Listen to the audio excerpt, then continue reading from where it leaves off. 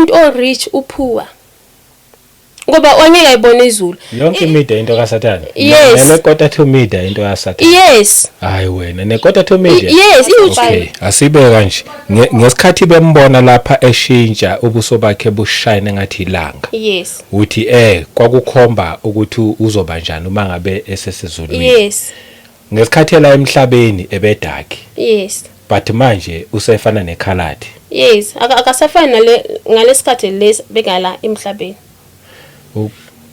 ukuthatha kuphi lokho kushoyo angithi mina ngambona no Moses naye uNkulunkulu akuyambonisa yena umnyama bekumuntu omnyama ngaleso sikhathi lesi yes umuntu engimbonile ukuthi ngathi he was always like Hebrew like amhlophe uApostle Paul amnyama so uNkulunkulu akuyambonisa like Moses ase wilderness ahamba nabantu base Israel. Yes. They were all black. Mina sengibona umuntu omhlophe lapha.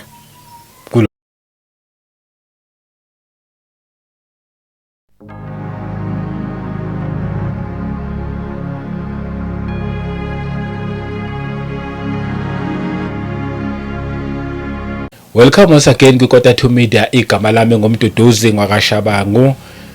Sibonge sibingelele umoya ongcwele ekhona phakathi kwethu, sibonge presence yakhe. Ngaphandle komoya ongcwele akukho esingakwenza. Thina sinawo amandla ethu nokwenza kwethu ngendlela yethu, kodwa nje sisizwa nguyena. Ngithi masimbonge, sibonge nenkosi yethu uJesu Kristu, sibonge baba wethu osezulwini, siphinde ke futhi sibingelela abangcwele kwindawo zonke la kufinyelela khona le message yeKota to Media. Konke nje la kufinyelela khona le message ngithi ngiyabonga ukuthi uchuze le channel ungasashintshi, ungayindawo la sokhuluma nje indaba ezimnandi ezithinta umuntu kanye noNkulunkulu. Siyabonga nje ngokuthi lokho niyaqhubeka na subscriber, siyabonga bonke nje siyani welcome wonke ama new subscribers, senibonga kakhulu. Siphinde futhi nje sithi nihlale ningasayindawo, nikhuleke, ni like, ni share, nenze nje konke okuhle, ni comment. Siyabonga nama comments amahle nabajoyinayo babe ama member, channel members, siyanibonga kakhulu. Inkosi nje inigcine, inibusise ukuthi niyawukhulisa lo msebenzi okungesiwona wami. Sonke sibambisene siya participate kulo msebenzi wasembusweni lo msebenzi lo. So nawe uma ngabe kukhona okwenzayo, yazi ukuthi nawe igama lakho lebhalwa lapha embusweni ukuthi kukhona okwenzile, abanye bayawukholekela lo msebenzi.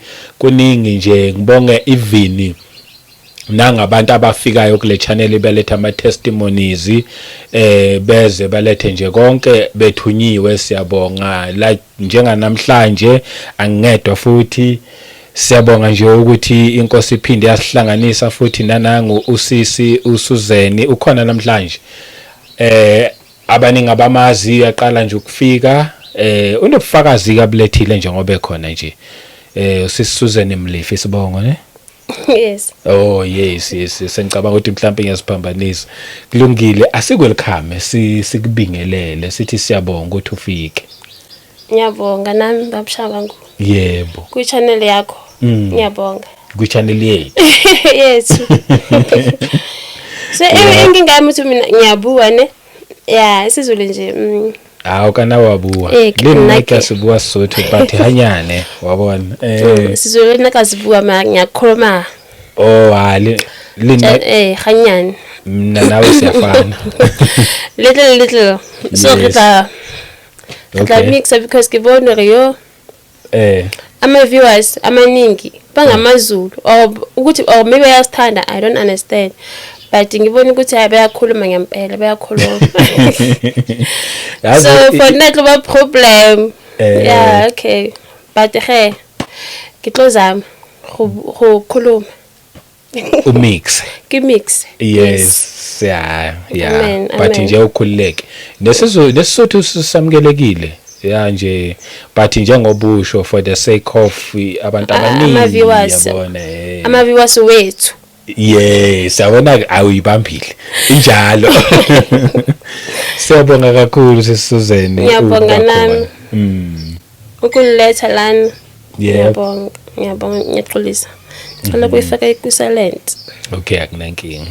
Sibonge siphinde sibuze ubani usisi Suzeni mhlawumbe nje a little bit background ngiyazi ukuthi une message oyilethile oyithunyiwe but nje sikujabulelela ekhaya ukuthi ke simazi umuntu i-story sakhe before asindiswe noma singesibe side but nje ke sikuthole nje ukuthi ubani.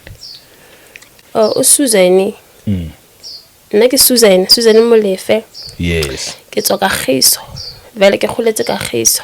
Okay. So ke na le bana ba ithu ke mme fela bana ba ithu. Yeah. Okay. Yes.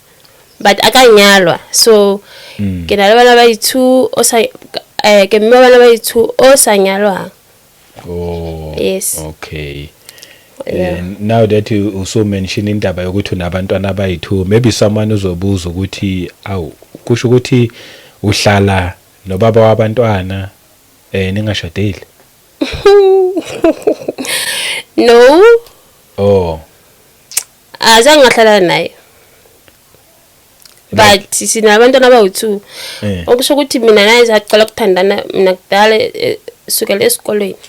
Oh. So savela ngayenza umntwana nami ngenze matric. Oh. First born. So manje sinabantwana abawu2. Okay. Yes. So but ke uNkulunkulu wamshifta. I think it's been close to 5 years singasathandani. Oh. Yes. But hayi ukuthi singama enemies. Yes, sazwana nje kahle. Yes. Ubaba abantwana nami ngumama abantwana. Yes. Yeah. Oh, I. Kusho ukuthi uNkulunkulu bengeke ansebenzise if he was still there. Kusho ukuthi he was a hindrance. Angithi thina sisindisiwe senza izinto esiphume egxeleni. Sicabanga ukuthi si right. But kanti uNkulunkulu nakasifuni. Oh yes. Yes, it's been a very long time. Okay. Singasazwani mina naye. Oh hayi cha kezwakala ke lapho. And then ekhaya wena nje kuphela umntwana? Okay, mina ekhaya si4. I'm the third born. Oh. Kusho ukuthi umama wami boke wabane first born. I-first born ya Shona 2011. Oh, that's case. So I'm the third born kumama. Oh, yes. okay. Ubaba wami a biological father yami. Angimazi washona kudala so umama wami thola ubaba nje alright. Wasikhulisa. Oh yes. Yeah. Oh yeah. Oh, that's case. Yebo. Hayi, but nakho ukhulile right. Angiyumama manje uvela ngicamane nje nge-right. Yes. Angeke usho ukuthi unobaba wami angimazi washona kudala futhi umama bekashadile naye. So yes, ilasibone yakhe. Oh yes. Yeah. Oh yeah. Hayi cha kulungile. Siyabonga. Then usindisiwe. Mina ngisindisiwe ngiyumama nje usindisiwe. Usisi. Usindisiwe. Yes. Umthanda kabi uNkulunkulu. Mina usho ukuthi mina noNkulunkulu sazana kudala. I was 7 years old. From that age ngikhule nje noNkulunkulu. So kusho ukuthi ekhaya mina yimina nje umuntu ovela ophuma egxeleni. Wasuloko ahamba nalo uNkulunkulu. Ngoba ekhaya la kuphuma khona. Ifamily yami abantu abathanda amasonto esigubhu yabo. But mina I'm apostle. Abaphoqoka uniform. But I think mina bengayithandi ngingayi-understand. So since nje ngimncane ngisahambela nje ile religion yami ye Christianity. Okay. Yes. So ngazana noNkulunkulu ngisinge attend Sunday school. Yes. So then ngakhula ke then ngaphuma vele endleleni. Impilo yenzeka ngayishiya phansi ngabona ukuthi hayi ukuthi ngayishiya phansi ukuthi nje ama challenges empilo. Yes. Yabo. Amfikela nami. But that time I just didn't know ukuthi uNkulunkulu uyacommunicate nami. Ezikhona i-testimony engizwile omunye ubaba akhuluma athi when he was young azilela kodwa to meet. Okay. Athi when he was young uke wabona inyoka engathi enekhanda le hash. Ngithi hey le nyoka le nami sasemncane. Bekele ngigijimisa. hayi wena Ukhuluma into engidlulile kuyo nami. Eziwangikhumbuza ngithi yo lo baba lo. Ngaze ngikhumbuza into engidlulile kuyo nami. I think mina ngasizwe ukuthi azange ngitshele umuntu. Ngasithulela. Because I was still young. I think I was 7 years. 9 years there yabo. But ngiloko ngiye esontweni. I think iyo into eksiza ukuthi ngingakhuluma ngingatshela abantu. I think nami ngabe mangiphasisile manje. Manje sengiyisa ngoma. So yangisiza ukuthi ngithule. Bekuthi mangilele ngizoyibona ukuthi hele nyoka le ifuna ukungena eminyango. Ifuna ukungena ufuna ukuyangijimisa ngizogijima ngigijima. Ngisifihla. So ngithi lo baba lo wakhuluma ngeexperience mina ngiyadlula kuyo lento loyo. So ngaleso sikhathi bengihlala eLesotho nogogo wami. Ngicabanga ngale age leyo. So sihlala soyi2. Nogogo wami umama ula eGoli. Yep. So angeke ngikhulume like azange ufike nomqondo nokhuluma ngitshela ugogo wami. Ngaze ngathula ngihambela nje isonto ngithandaza yaze yadisappear nje yona.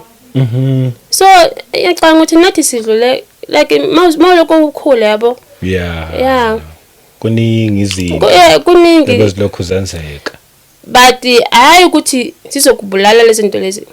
Siyakuchanela nje. Yeah. Siyakuchanela. Interested ukuthina as khona ukunderstand ilanguage kaNkulunkulu ne language yezwe yabo. If I told my parents ngaleso sikhathi ukuthi this is what is happening to me, I think ngabathi hayi manje wena uyothwaza manje. Angithi bona abazani noNkulunkulu. Bangaboni ukuthi usathana ufuna ukudiverta icebo likaNkulunkulu. Yes. So bezongithothisa angithi bona abayazi ukuthi kwenzakalani. Bazobona ukuthi maybe abaphansi bayakufuna mntanami. Yeba. Mina ngumntwana kaNkulunkulu nje. Yeah. Azange ngithwase. But ke mangikhula nje ngisema abantwana bami nje bayasukulisa vele, especially lo omdala yabo. So ngaze ngihamba ngifunana ngimtholele impilo ngihamba ebantwini ucisha washona mntanami uFirstborn. Bekwenzakalani? Ke wathola meningitis. Manje 5 months. Hayibo. Wathola meningitis. So because of that sangena saphuma emasangomeni sahamba kuba abantu sayongena kuma false prophets sifuna nosizo kanti ngaleso sikhathi uNkulunkulu usathane bekangenile but uNkulunkulu naye ubangenile. He was there. Angithi uyakhuluma uNkulunkulu ukuthi in that fire I'm also there. So ukusho ukuthi thina aziboni uthi usathane uyakufuna naye uNkulunkulu uyakufuna. Manje umntwana ungena phakathi yabo. Yebo. So that time ngabona ukuthi hayi uNkulunkulu maybe ukude nami. But I did not stop confess impilo umntaneni wami. Noma ama-doctor antshela ukuthi umntwana wakho uzoba i-veggie, angeke asakhuluma, angeke asenza niksi. So I was still young that time, but njengoba umncane kanjena ukhona umuntu ozokusiza endlini. Ukhona umuntu ngithi hayi ya umama wami ukhona. But ngaleso sikhathi umama wona ubaka uyasebenza, mama umuntu nje osebenzayo. Ngaze wahlala phansi. So bathi hayi ngqono uzomregister le grant ngoba uyabona ukuthi nawe ayikho into lo mntana lo angeke aba right. But in that moment I declined. I said mina I did not give a birth to a veg. Umntana uNkulunkulu ngazange anike i veg. I declined. I announced the report of the enemy ngathi I disagree. I do not agree with the enemy. Yebo. Manje njengoba ngikhuluma today ubhuti nje omdala usawuyafunda uyangena esikolo noma angena especially school ngoba ibrain yakhe bevele damaged, but uyakhuluma uyayenza everything, uyaclean endlini. Wow. Uyenza everything. Una how many years? Una 19. awuzwe nje from 5 months. From 5 months umuntu akutshela ukuthi angeke abe right. Ubhuti nje unakane uyamnanakane lo wakuba omncane. Wow. Uyamgeza. Umenzela ukudla mangingekho noma baqabana ngoba lo omncane la unjalo. But ke ubhuti nje ubhuti wakhe ngiyamshiya awe clean endlini. Yenza everything. So uNkulunkulu ukhona uNkulunkulu mina ngimbonile ngaleso sikhathi ukuthi enemy bayikhuluma nawe ekhuluma back ungavumi ukuthi enemy iqandizelela phansi. Yebo. So i-testimony yami ngizoyikhatha kanjalo into futhi into yona into mangayikhuluma nje yebo angeke nginike nofakazi kaNkulunkulu obulethe la njengoba ngizile la. Yeah, but leyo testimony enkulu kakhulu ukuthi unga accept report ngoba sekukhuluma doctor. Never. Lalela uNkulunkulu ukuthi uthene ezwini. Lalela uthi izweni lakhe ena uNkulunkulu ayi1 and he's very jealous. Yes. So angasiza umuntu. So udoctor umuntu ufana nawe and the Bible says cast is a mere man who trusts upon another man. Oh, yeah. So wena mawuzothatha ithemba lakho ulinike umuntu uzokudisappoint but uNkulunkulu yena ukhona uyaphila. Oh yebo. Eqineni izwi lakhe kusala lona. Ngoba uthi everything shall pass away. This earth shall pass away, but his word shall remain. Oh yes. And izwi lakhe ngeke libuyele kuye lingawenzaka umsebenzi. Amen. Very powerful. Amen. Sayibonga Nkosi. Hayi ayimgcine lo mntana. Uthi semgcinile. Usemgcinile. Ya usayaphila futhi. Uyaphila. Yebo. Bayi. Cabanga from umntana wami bengakhona into like amajwenzi like abayenze so like ubeka lose. Ayikho into besebenza kuye. Lamajwenzi wakhe la. Abangasebenzi. Mambeke phansi. Ubenza so. Yabona ukuthi nje iveji le. But I kept on confessing life. Yebo. Ukuthi wena you're not a veg. I did not give birth to a veg. Yes. I kept on like my sister boy and just and within I think after 3 weeks he could sit down. Yeah. He could now eat. He could turn his neck. Bayamangela abantu ukuthi yeah. Ama doctor bathi umenzeni ngithi ngimenzanga next. Ngimenzanga next. Yebo bakithi.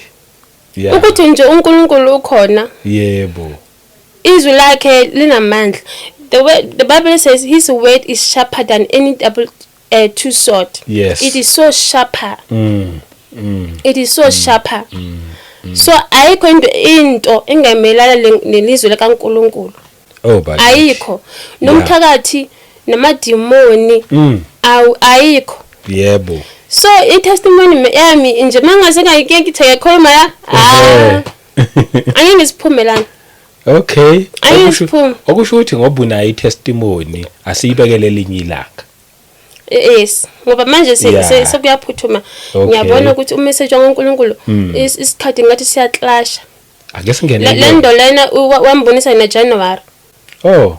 Wantshela ukuthi the year 2025 is the year of judgment. Okay. Wathi uzojaja azangakhuluma ukuthi uzojaja umhlaba or South Africa. But uthe is the year of judgment. So manga khuluma kanjalo. Wambonisa omunye wamama wa first prophet. Wavela lo mama lona. Yeah. Wakhuluma ngayo wathi yabona lo. So angikhulume ngayo ngoba angithi angikhulume ngayo ngicela ukuthi ngingakhulumi ngayo lo mama. Umuntu owaziwayo. Umuntu owaziwayo umfundisi. Oh. Okay. So ama first prophets this year to next year ababushiri ngizokhuluma ngobushiri ngoba uNkulunkulu wanika a very strict warning ukuthi mangihambe ngiwona abantu futhi manikhuluma ngaye ngingashi next but again kuba into eziningi enesikhathi asikho ngithi sizokhatha. So ake senza sikhulume sobona isikhathi sosibeka kuphi.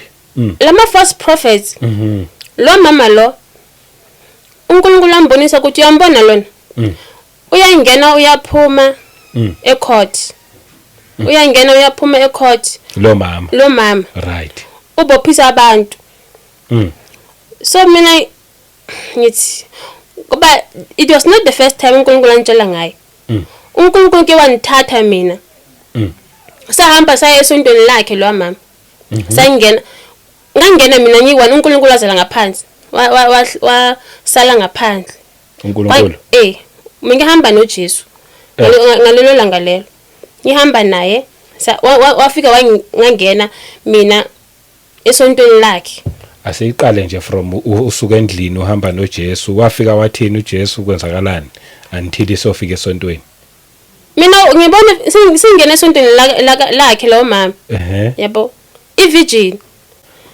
ivision lokhuluma ngayo not to say why angewa no not physically okay sangena virgin so ngiyabona ukuthi mina ngiyangena so I'm turning around esontweni lakhe I'm turning around ngiyabona ukuthi abanye bayathenga lapha abanye bahlele phansi abanye ama oil okay ama sticker like ama sweet kwathengiswa yebo abanye basihlele phansi so mina like endlisweni ngifuna ukubatshela kwebo angitibona abamboni mina ngiyababona ngithi nina nifunani la ngifuna ukubabuza ukuthi nina ngibona lo muntu engimezwe ngithi wena usafunani la asengiqoyisa ngalo mama ukuthi lo mama uyathakada ngifuna ukubatshela but abanyizwa anabamboni but mina ngiyababona bayaxoxa abanye kumnandi nje so manje ngithi ngiyaphuma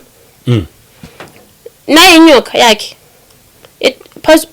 phezu kwetafula hayibo inyoka yakhona ingathi yabona le tape njani le tape brown okay ikhola khona njalo ngathi priestess sand inyoka inhloko yakhona hey bengithukile but uNkulunkulu anginika ipower ukuthi ngibheke like ngaba brave ingathi inhloko ye-crocodile but nencane ingathi ingaka inyoka yakhe so ihleli phezu kwetafula like ingaka inkulu inyoka yakhe yikhanda elincane ikhanda lakhe lona alikho likhulu like lingaka like ngathi le crocodile but umzimba wenyoka mkhulu like nenkulu ihlezi phezu kwetafula so mangithi ngibhekile le nyoka le amehlo khona aya change abamnyama abe black and white a change abe white ngathi milk yabona abe mhlophe lobo black lebo yamnyamalala so ngibheke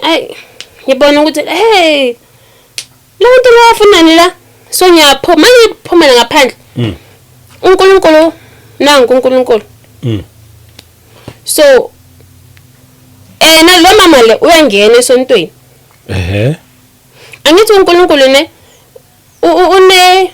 una angithi akeqaqa eqaleni like yabona la lembobo lezi phakathi kwezandla sinkulu sinkulu imbobo ezandleni zika Jesu zinkulu okay nofuthi makagwatile siya bleed kuyo Jesu so mangibona ukuthi uyamshaya lo mama angena yena uNkulunkulu washaya lo mama lo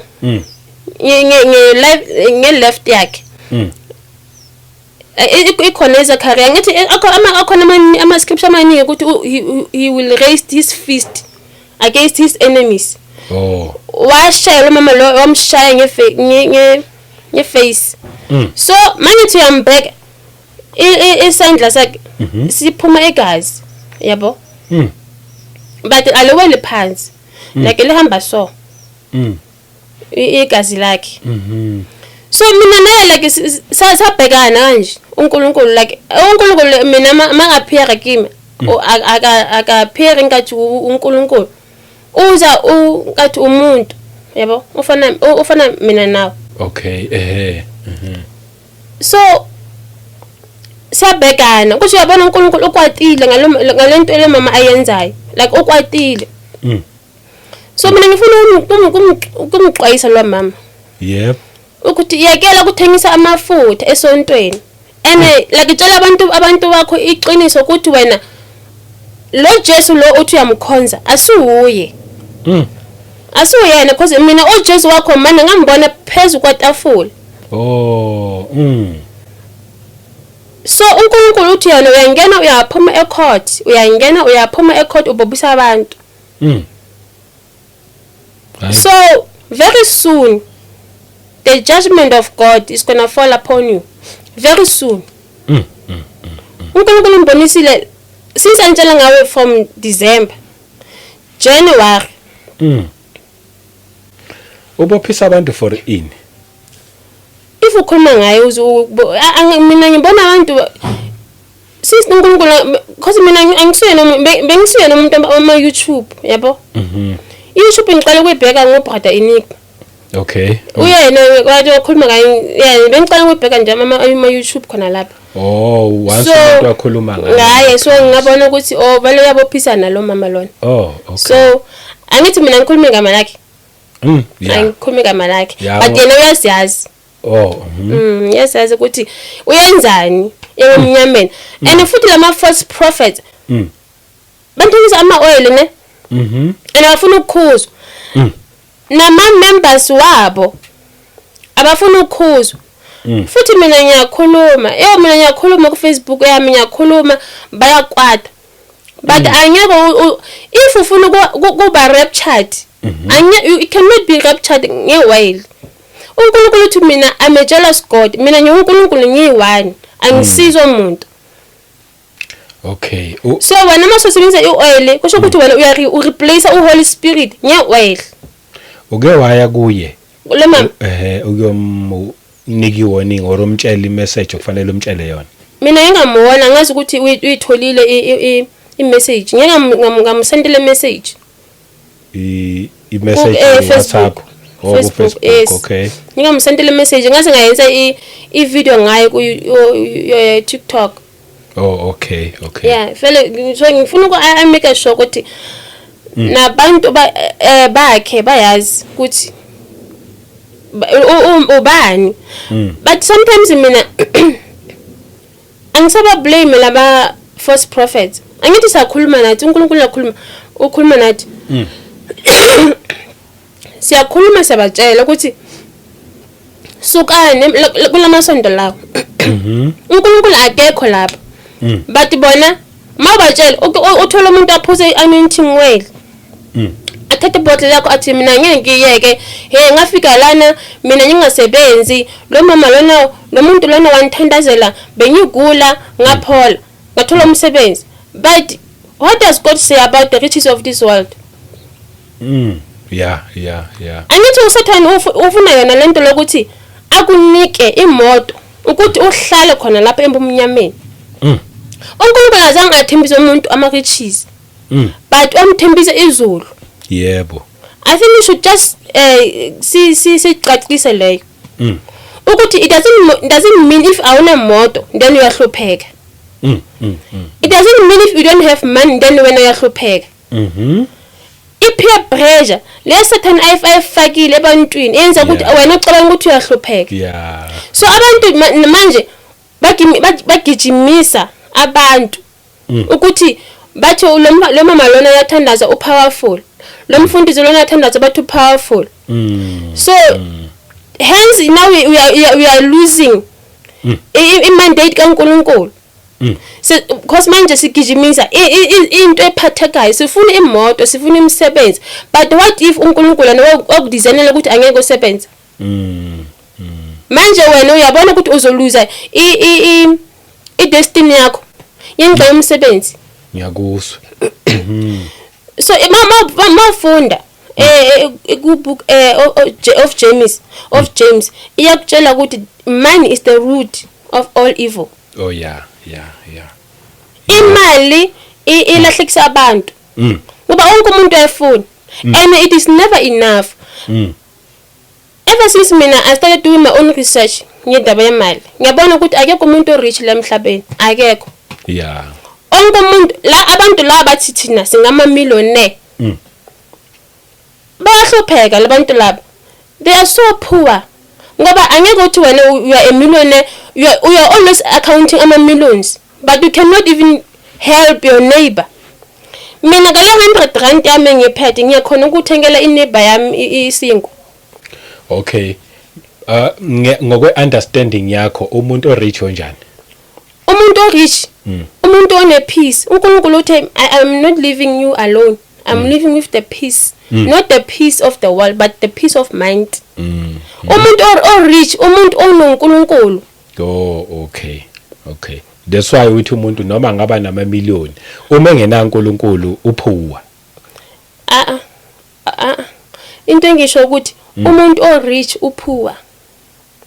Ngoba wangeke ayibone izulu. Like ama-millions wakhe ala asophelela la emhlabeni. But what's going to happen to you after a life? Ngoba uthi uNkulunkulu umbuso wakhe asobantu aba-rich.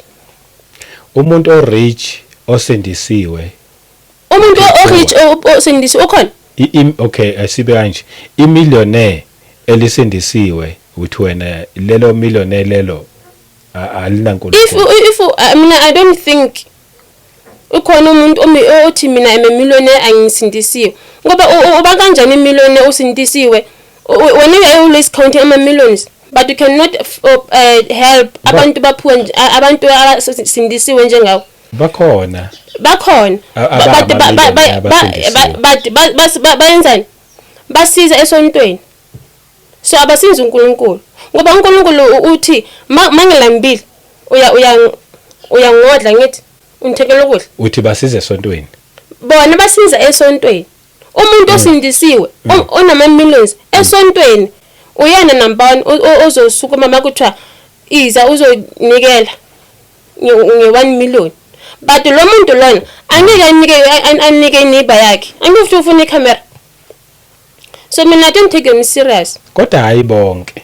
Mina abahlanganise sithi mina ngibona bonke nje bayafana. Hayi bonke. But kunomuntu in my walk with Christ I've realized ukuthi labantu la bayafana. Ngoba bakhona abantu esontweni abona ukuthi lo muntu la akana sicathulo, but ukhona umuntu orich. Onama-millions otravel imoto engaka. Uzonika umfundisi imali. Angeke abheke ukuthi ubani ngamsiza la esontweni. Angeke ibila ifuni yena leyo.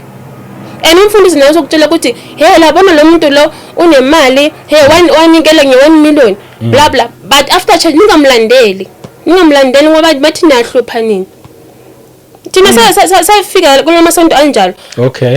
Bayenza labantu ba-rich lento leyo. So uyazibuza ukuthi like ulala kanjani ebusuku iBhayibheli lana lakhe uyalifunda ngoba kuthiwa angithi love your neighbor as yourself. Manje wena uthanda kanjani ineighbor? Ungakhona ukubona ukuthi le neighbor le ayinayo isicathulo. Le neighbor ne uyiphuzile nje i-drink since yafika lesontweni udlile. Yebo. But makuthiwa umfundisi ufuna 1 million kuzosukuma yena qala kunabanye ayonika umfundisi 1 million. Thina mina akudala sisindisiwe. Since in my walk with Christ I've experienced that. Ngamehlo hayi ukuthi ngizwe bathi ngibabona abantu banama-millions kodwa bafuna ukubuka. But umuntu ophuwa wakhona kufika akushare 20 rand la ephethe. Akunike 10 rand naye asale nge-10 rand. So lo muntu lo onemali, yes, angeke awubona umuzi wezulu ngoba that rich man owafika kuJesu wathi kuze ngifike emuzweni kaNkulunkulu kufanele ukuthi ngenzeni. uNkulunkulu wathi hamba uyothenga yonke into. Wathi hayi mina ngeke. Wathi mina ngeke. So yabona that's why kuthiwa it's very difficult for a rich person angene embusweni kaNkulunkulu. It doesn't matter how prayerful you can be, but then you cannot always count ama-millions wakho if you cannot even share them with your neighbors. It does not work. Mina ngiyakuzwa uma ngabe bakhuza ukuthi abafundi ukupha. Lapho ngiyakunderstand. Kodwa singasho ukuthi ngeke bangene bonke.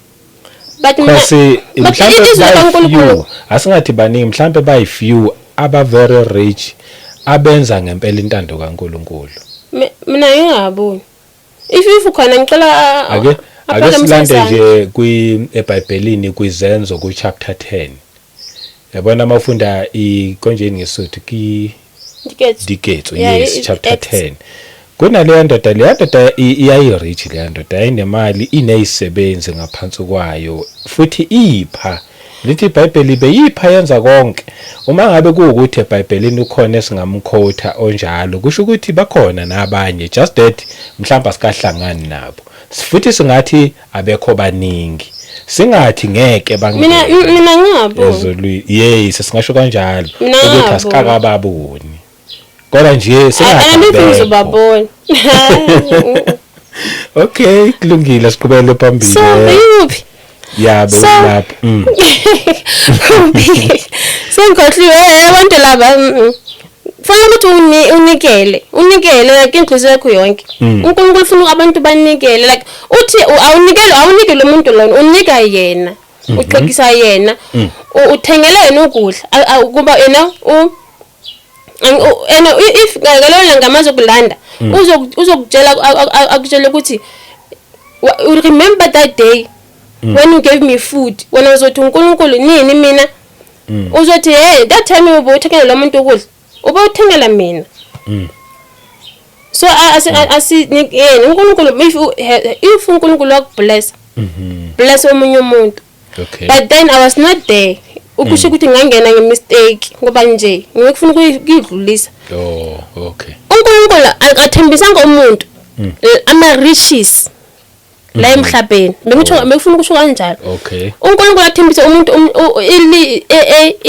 izulu ngoba iBhayibheli ku second Corinthians 4 verse 2 ithi ukhona uNkulunkulu wala emhlabeni yes ukhona uSathane uyena uNkulunkulu wala and leyo angeke sibalekele so ngizokhuluma ngayo ngoba today I had the dream like njengoba uza lapha nje yes I had the dream and I was talking about that and if njengoba ngikhuluma ngayo ngihlele la ngikhuluma ngayo bokhona amadoda awu2 ebackground omunye athi mina nginamanga omunye athi yes you are telling the truth lo omunye athi hayi unamanga wena lo omunye athi yes batshele ukuthi vele uSathane uyena uNkulunkulu wala emhlabeni uyena ocontroller isystem isystem la emhlabeni ocontroller uyena so bonke lama false prophets abafundisi elababona ku media one gospel TV as a whole ba controller uyena uSathane ngoba ba under isystem yakhe ku one gospel ku channel ile ku DStv yeah bonke laba I think except Jenny Jennings yeah lo preacher the pure gospel lo uNkulunkulu lokho yes uNkulunkulu wanjela kudala yathi la bonke laba they are not for me mina angibazi bonke labantu laba bavula ebabone TV khuza abantu ukuthi mabaphume kulamasonto lawo uNkulunkulu wathi mina I'm a humble God angizange la emhlabeni bengimiqoka ama-sandals umbona ngiqoka ama-sandals kanje uNkulunkulu uthi yena bakaqoka ama-sandals la emhlabeni abantu bona bafaka amasuit bahamba be-TV bayadvertise ama-miracles waba fake bathengisa abantu ama-anointing oil uthi yena he's a jealous God like phumani kulamasonto lawo phumani ekela kubheka i-TV into kaSathane imedia into kaSathane yonke bonke lama celebrity ama gospel artist yonke media into kaSathane yes nekota to media into kaSathane yes hayi wena nekota to media yes iYouTube angithi i-media angithi iYouTube manje thina size kuyona manje sesike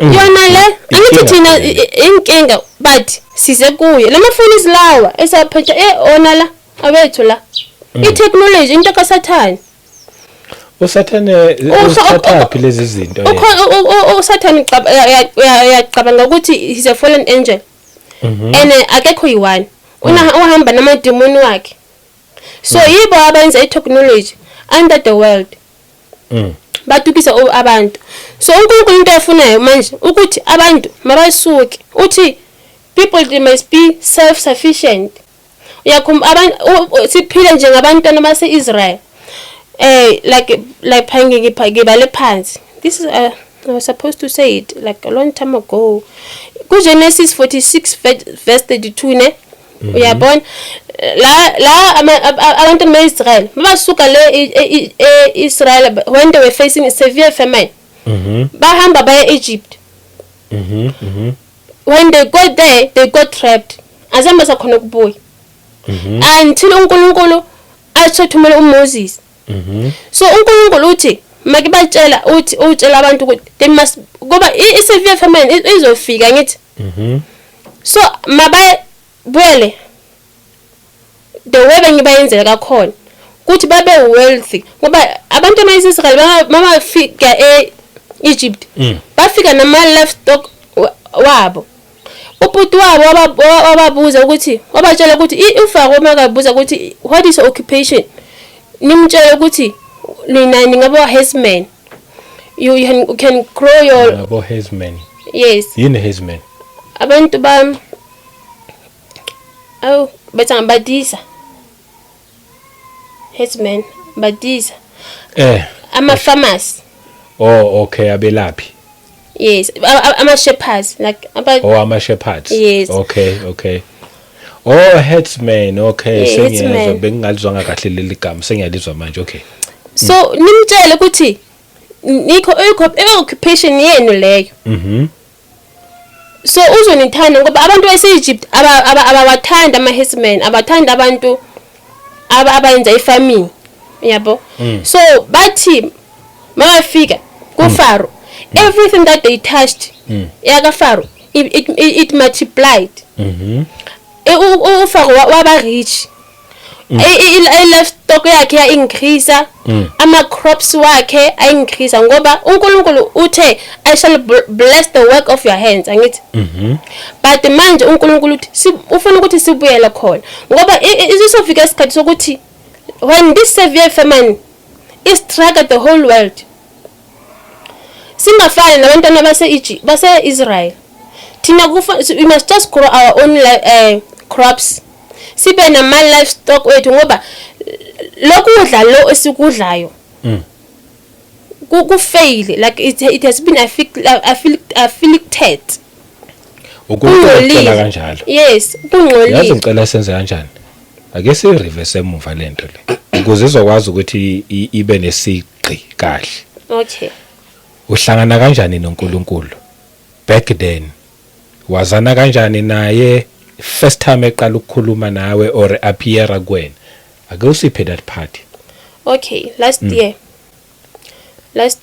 njoba nje no not even last year I think uNkulunkulu waqala ukukhuluma nami 2015 okay that time bengisonda enye isonto nje hayi kwaBushiri so that time bengiphuma esontweni ngithi ngiyalala kancane uNkulunkulu wanika wakwazi ukukhuluma nami that day wathi wakhuluma nami waquote i-scriptures ka Joshua wathi meditate upon the word of God ithini ngiquote kancane if I have time ngoba manje ngiyasheshisa angasheshisi asambe kahle singajahi okay ngoba masiyisheshisa manje soyirobe yabo but be strong and very courageous be careful to obey all the instructions Moses gave you do not deviate from them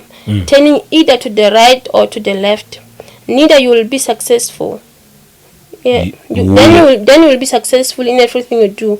Study this book of instruction continually. Meditate on it day and night. You will be sure to obey everything written in it. Only then you will prosper and succeed in all you do. So uNkulunkulu wakhuluma kanje. Back there in 2015. So last year 2023 uNkulunkulu beloko avela khuluma nami, but then ngingayithathi serious ukuthi uyena yabo. Sometimes uzovela avele ngelight, ngibone light endlini enkulu akhulume nami, but I was confused because mina angithi bathi uNkulunkulu akaboniwa akukhulunywa naye, maybe ukhuluma nabafundisi. So mina bekuwumuntu lo I did not pay attention. Then January, that's when now he started coming stronger. January. Yeah, bengena sontweni kaBushiri that time. So January last year 2024, yes. Okay. So wantshela ukuthi mangiyeke kisuke esontweni ngathi uyena yabo. So one day I had even wathi yakisonto. Yes. Ukuya sontweni. Yes. Okay. But then even then benga understand. So one day I was praying because I create a negative protocol go kerekeng. So I used to pray like a fast, like from Friday, Saturday I will be doing fasting, try fasting every week. Because there was something ekebonileng go kerekeng. So I was maybe according to Nikelka protect whatever that has been happening, give a victim.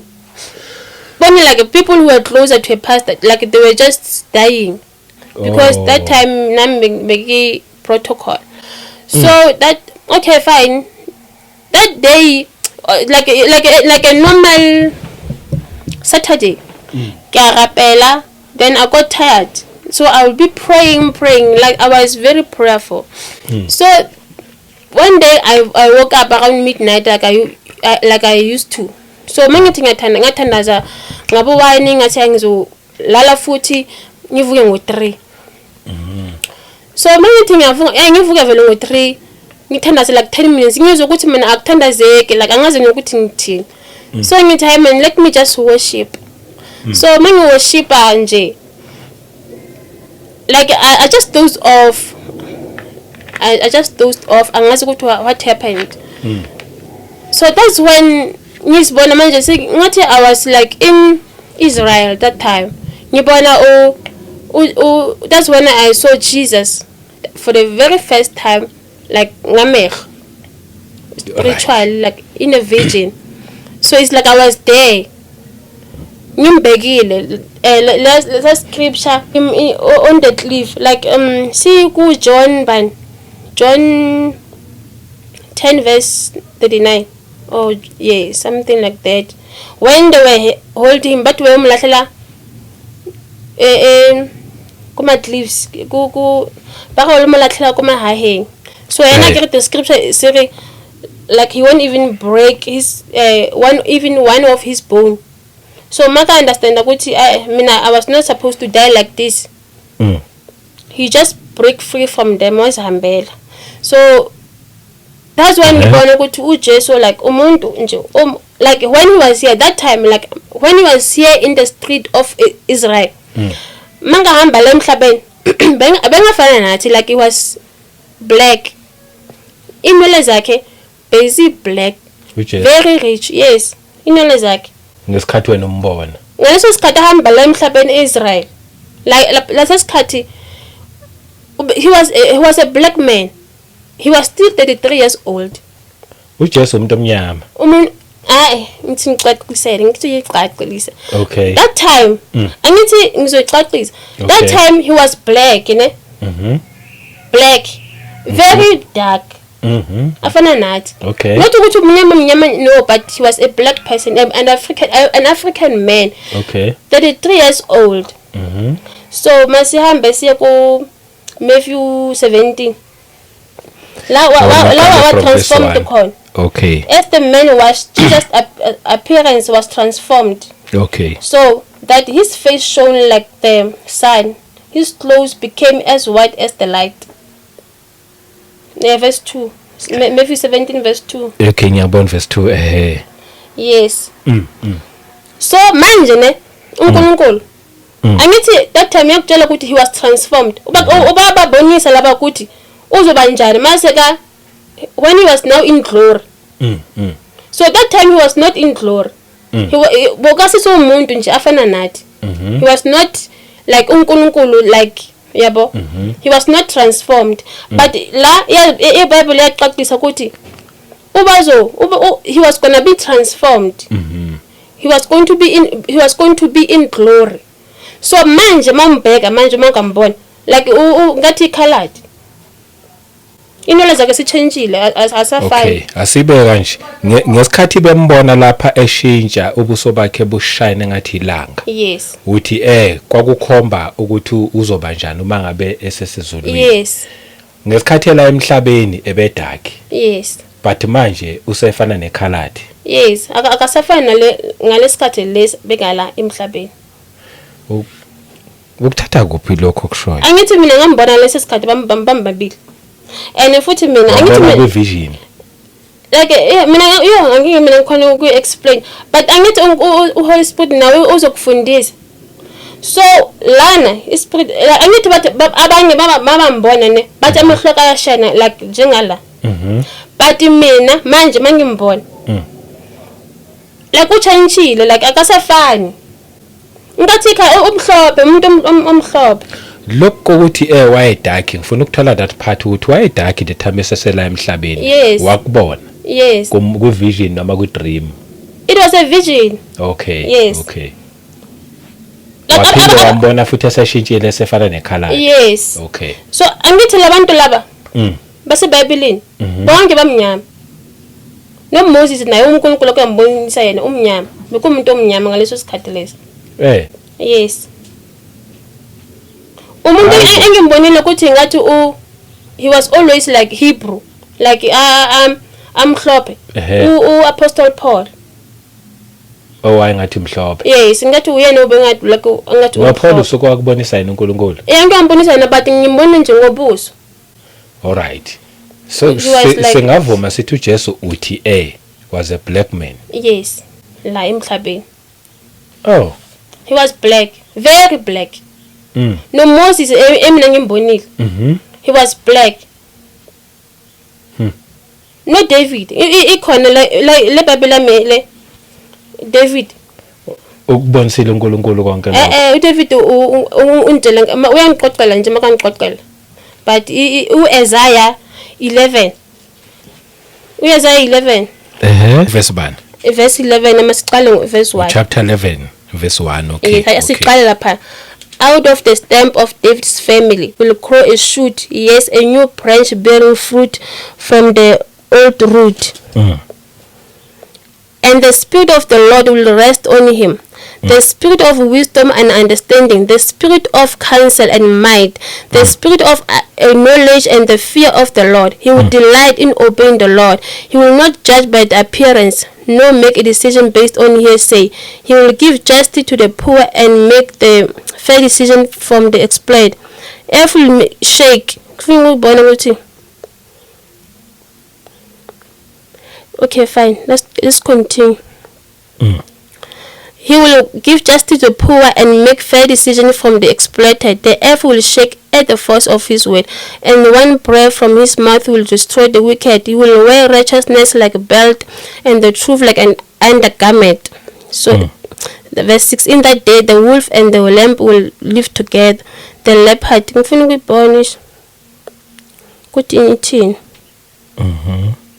Okay, fine. Verse 10. In that day, the heir to David's throne will be a banner of salvation to all the world. The nation will rally to him, and the land where he lives will be a glorious place. In that day, the Lord will reach out his second hand to bring back a remnant of his people, those who remain in Azariah, northern Egypt, in southern Ethiopia, El-Alam. Out of stomach David. Angazi ukuthi ngelahlekile. Yakhuluma ukuthi ublack, like David was a black man. So kusho ukuthi uzofana no David. So angazi Bengalijabulela ukulithola lelo. Yes, angazi ukuthi okay mina. But yona yakho ukuthi la angithi ngiyayazi ukuthi verse 11 angazi why ngayithola. What it out of the stamp of David's family will grow a shoot, yes, a new branch bearing a fruit from the old root. Le verse ithi David was dark and handsome. David was dark and handsome. Ngele vision, new translation. Vision. Uchaza ukuthi uJesu yes, he was black. Nabo Moses beba black. Nabo Daniel, those people were black. Akuna umuntu amnyama. So uNkulunkulu ke wambonisa like Moses ase wilderness ahamba nabantu nabase Israel. Yes. They were all black. Mina sengibona umuntu omhlophe lapha. Kulombono wawubona. Yes. Okay. Singaqhubeka. So yes, they were black. Akekho uJesu oke wabamnyama like la emhlabeni. So uke wasibuza ukuthi why usathane anika abantu ukuthi basibleach. La ebusweni. Have you ever asked yourself that? Yeah, nje i-answer mina ngeke ngibe nayo nje ukuthi abantu ukungazithembi. Ngoba mawusuza le skin lesi kuvele simhlopha ngithi. Uwena. So that's why kuthiwa mase sisuka la kulomzimba lo you're going to be transformed just like uNkulunkulu. So wena usuza lesifahlo like le ubuso lo bakho obumnyama uvele ubamhlopha ngithi. That's how you're going to be that's how you are in the spiritual realm. Angithi abantu bona understand. Yeah. Ukuthi umuntu ukhona umuntu okaphakathi kuwe. Manje ngoba usathane yena uclever ngithi yena he knows everything. Thina you don't know anything. So unika abantu amableach ukuthi maba hate ngoba uyazi ukuthi sifana noNkulunkulu. uNkulunkulu naye umuntu omnyama. But into kaNkulunkulu ubaba wethu osizulu angeke ngichaze. Angeke ngingene kuyo. But naye umuntu omnyama. Ubaba wethu osezulwini. Ubaba wethu uNkulunkulu. The creator of heavens and earth. But angithi iBhayibheli lithi angeke ubone ubuso bakhe endaweni uphile. But mina ngabona like la ikhanda like inwele wabona ubuso noma no like he was hiding his face. Wabona la isiphongo. Yes. Uthi inwele nenwele zakhe like sifana nenwele zethu. Okay, hayi ungaqhubeka ngiyakuzwa. So usathane uyazi ukuthi mawusuka la lomzimba lona. Angithi sithina singabantu abamnyama. Mawusuka mawukathatha ibleach ubleach lana. Yep. Leskin sakho lesiyasuka ne kuvele le esimhlophe. That's how you're going to be. Masifika lezulwini. Mangifika ezulwini nje angizoqhubeka ngilo ngiyimi ngifana nje ngoba ngikanjena nje. Ngizoshintsha bese ngiba mhlophe. Like lo mzimba lona wakho. Uyaphuma ngithi uzothala ethuneni. If irapture izofika isingangafika. But lo mzimba lona lena angeke ungene ezulwini. Angithi it's a flesh. Yes. It's a flesh. Sinikeza umzimba. Noma even if you can be raptured like sizongena nje emzimbeni yethu yokuphila ezulwini. So sizoba mhlophe nathi. Sizofana noNkulunkulu wethu ngoba he says I've created you, I've made you in my image and in my likeness. Sifana naye. Uthe yena mnyama. Yes. Kodwa thina soba mhlophe. Ngomzimba wala emhlabeni. Thina la emhlabeni angithi simnyama. For uthi sikhona ukuphila la emhlabeni. uNkulunkulu uye wasidala kanjalo angeke mina angeke ngikhona ukuexplain.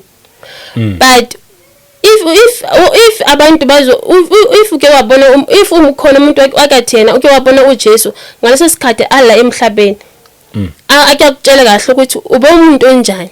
he was black. Manje umbuza ukuthi unjani uzokutshela ukuthi ingathi i-colored but ingathi umlungu but it's not umlungu unje ubanjalo nathi sizoba njalo ngizoba njengaye but it is something that I cannot explain nami nje hayi ngiyakuzwa yes so if azange ngizibuze ukuthi why usathana athi abantu mabazibleach ngoba mawubleach kuvela ubuso wakho obuhlopha ngithi ngaphakathi lokhu besuka ukuvela ezinye skin ngiwazibuza ukuthi why ngiwazibuza ukuthi why kusho ukuthi thina sinjalo so na ufuna ukuthi ucopycat ufuna ukuthi ukuzibonisa ukuthi wena mawungawasebenza uzoba mhlophe so kodwa uyaziroba akafuna ukuthi singene ezulwini ngoba lezinto lobuhle lobo sobungifica manje singene ezulwini manje na usifuna ukusiphoxa singangeni sicale manje sesemhlabeni nenwele inwele zona angazi ukuthi inwele zona ziyo change but into engiyazi ukuthi iskin zizo change but inwele angazi ukuthi izo change but yena manje ufaka abantu abamnyama ukuthi bafake inwele zabelungu lezi sithenga so sisuke eskin ku like the way uNkulunkulu asitele ngakhona si imitate abanye abantu sisenze umlungu mara angiyazi ukuthi angisiyona umlungu ya ngithi lokho lapho Satan usuke enza nje ukuthi wena ungazithandi wena uthanda uzibone ngazathi uNkulunkulu akudalanga wena wamuhle uthando kwabanye abantu so now uintroduce yonke lento le lama bleach ukuthi abantu mama spleach kusuke le iskini sethu sifana noNkulunkulu sifana noNkulunkulu thina ene mangabheka abantu abamnyama ngihlala ngitshela ukuthi abantu abamnyama ngeke bona umuntu omnyama like amaqhuva like it's very rare but abantu abamhlophe always but sometimes bana uyabona ukuthi bana amathubaba like ngasikini sabo sa shrink but if wena iskin sakho si dark black njengezami it is not always uzothola ukuthi namaqhuva la ebusweni uyabo so usathana nje ucopycat ufuna ukuthi siphile impilo sezulwini sila emhlabeni ukuthi singangeni ezulwini ngoba uzongena kanjani ngale skin sakho esimhlophe ususishintshile wena vele wasichange uNkulunkulu akawuchange angithi uJesu wachange abo Peter wambekile that was the confirmation ukuthi nathi sizochange sifana naye but lapha nalithi nje washayina lokho ukuthi wayabhekeki yes light yayikuyena abanye bambona kanjalo but mina ngibona ngathi i-colored abanye bathu bazothi asuyena sithina sibona uSathane uSathane akakuvikela manje uSathane akakuvikela uSathane akangitshela ukuthi uhambe uyotshela lo mfundisi lokuthi angithathele into ayenzayo so abantu bathi thina sina ama prophetic psychosis mina ngazi ukuthi imina yini lento leyo but mina ngiyazi into ngiyazi ukuthi uNkulunkulu uke wa change so akafani nala emhlabeni that's why abantu basemhlabeni babancane thina ngathi sibadala kubo abantu abasezulwini they are very young ezulwini yes no just umncane mambona umncane bonke ezulwini bancane yes nalabo bashona begugile sebebadala like lumzimba lona otholayo umzimba omusha ngithi uphuma phakathi kwakho so uNkulunkulu uzokunika leyo privilege lokuthi enjoy ngoba that is an eternal body ayigugi it's an eternal body ayigugi it's a spiritual body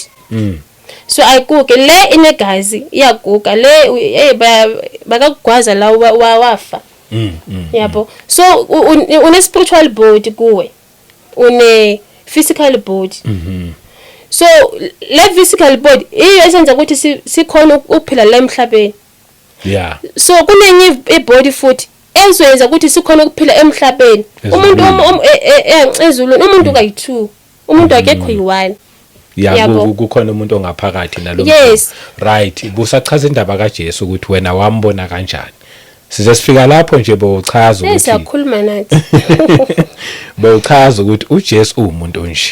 Okay, fine, umbonile. Hayi kulungileke. So wanjalo ukuthi ngambona kanjani. So then ngambona kanjalo ke. Yebo. Amnyama. Bambambile. Bantu crucify him, like kill him. Batho bamlahlela le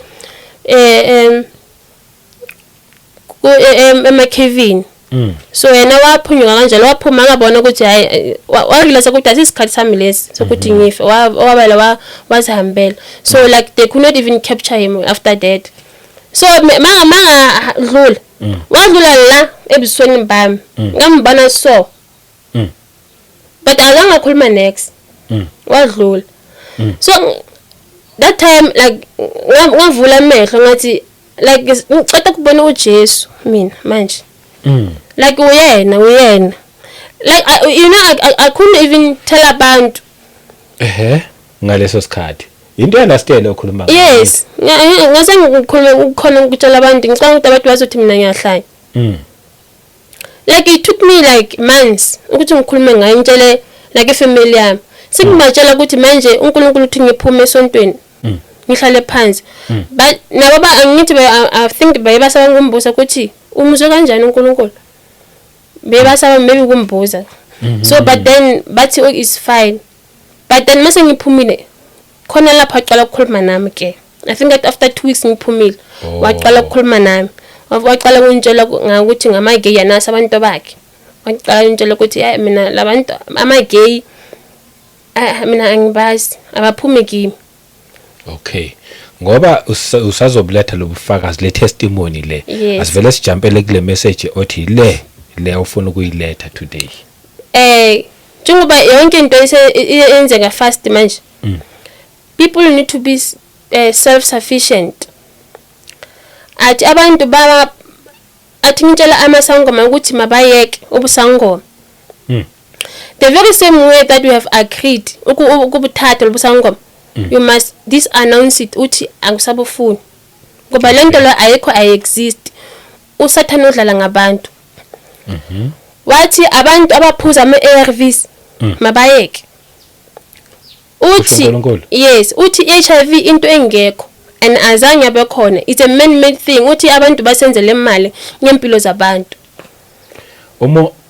Manake uma ngabe umuntu ehambe yotesta phela uhambe segula futhi abanye bahamba sebegula vele afika lapha kuthiwa you are HIV positive into engekho uNkulunkulu wathi azange bekhona. Uthi labantu baguliswa yini uNkulunkulu uthi ngizoyichaza ne uNkulunkulu uthi labantu laba bayenza imali basenzele imali. So ngizokhuluma ngomuntu ophysical esiphila naye la emhlabeni. Okay, lo uNkulunkulu akantshelanga ngaye mina ngiyazi ngoba uNkulunkulu wathi kimi I shall put the new words in your heart, in your mind. So lo muntu lo ngiyamazi mina siphila naye la emhlabeni. Every time kune problem he's always there to fix it. Every time makune sifo uyena oletha ama medication ukuthi abantu mabaphuze. uBill Gates. So uBill Gates siphila naye la emhlabeni. Lo muntu uyena iproblem la emhlabeni. So masiphume kuye. uNkulunkulu uthi iHIV azange yaba khona. Then baguliswa yini abantu? Labantu laba uSathani uzoletha ezangathi uyagula.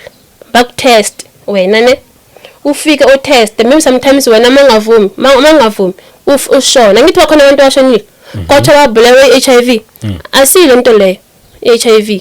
Usathani yakhona ukubulala aqambela makathi ubulawa HIV ngoba usathana ngithi igama lakhe. Okay, so into enzakalayo ne wena mahamba uyotesta uyazibona ukuthi uyagula uyafika uyatesta bayakutesta. Mawuqeda ukutesta bathi you are HIV positive and then bayo cancel ngithi bazokunika counseling bathi say ma'am angithi uyabona ukuthi nangama test uthi wena yes bathi so ungawari, you can still live a long and very healthy life as long as you're gonna adhere to the regulations. So ama-regulations ukuthi wena kune medication government osinike wona HIV, we understand, ama-ARVs, we understand. So wena uzothini uma wakhuluma nawo uzothi yebo angithi uyavuma. Uzothini? Uzovuma lokho abakutshela kona. Uthini? Yebo. Ngiyavuma. Uyavuma ukuthi ama-ARVs uzowaphuza babshabangu? Uthi wena yebo. Babshabangu should you default kula ma-ARVs lawa. Uyazi ukuthi uzoyenzakalani kuwe? Wena uthini? Yebo. Uyazi ukuthi uzobeka impilo yakho engcupheni angithi? Wena uthini? Yebo. Uyavuma ngithi? So babshabangu, as from now on uzophila ngalama-ARVs. If usuyathanda ngo-7, make sure you don't default. Make sure mayithi 7 o'clock uyawathatha. Ngoba impilo yakho manje yenzeni idependele kuwona. Wena uzothini? Bazokuvumisa. Wena uthini uyavuma ngithi? Uyenzeni i-verbal agreement. Baphinde bayenzeni bakusanise phansi. Uthi manje impilo yakho iphethwe la ma-ARVs. Kusho ukuthi kule demoni phakathi kwakho eliphuza la ma-ARVs la. Njengoba ubona abantu uzobona uthi umuntu bekawundile ne. Mase kwathi uyathatha la ma-ARVs wakhe uyaqala uyanona. Ubathi amphethe kahle yo impilo since athatha la ma-ARVs yo impilo yakhe right and ngeke kusho ukuthi uyagula. Akekho umuntu ogulayo lamhlabeni. Akekho. Usho ukuthi usathani uyena ovumisa abantu. So uNkulunkulu uthi the very same way you have agreed, you must disannounce that. You must now say, Satan, mina, I'm a child of the living God. My body is the temple of the Holy Spirit. As from today, I disannounce you. I'm the child of the living God, and the greater is he who is inside of me than the one who's in the world. You HIV, I command you out of my body, pack and go now in the name of Jesus. So that by that time, as you are doing that, uSatan uzolalela namadimoni wakhe. Bazozama zonke indlela ngoba bathi bayakulwisa.